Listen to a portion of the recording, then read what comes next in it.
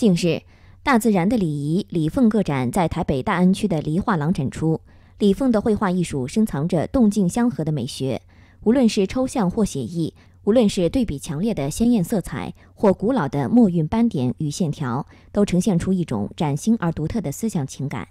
我在画画的过程里面，其实我是一开始没有设限的。其实我动笔到最后结束的时候，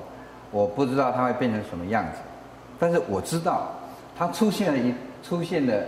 画面一定是在我的灵魂深处里面，然后在适当的时机里面，在我创作适当时机里面，它就出现了。飞往灵魂的故乡系列作品呈现以无名状的动态感，强烈的对比色与近乎张牙舞爪的线条，表现出其对灵魂热切的追寻。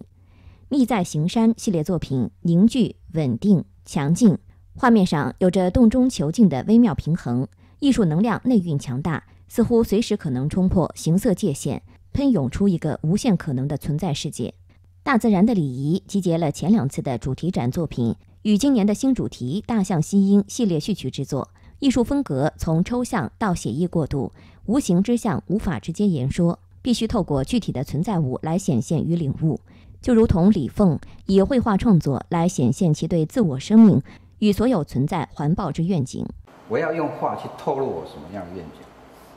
那我在想，你的愿景，它自然而然就会透露在你的画面上。所以我常想说，你的画就像一个镜子一样，你就像照镜子。我看这一张画，我就看到我。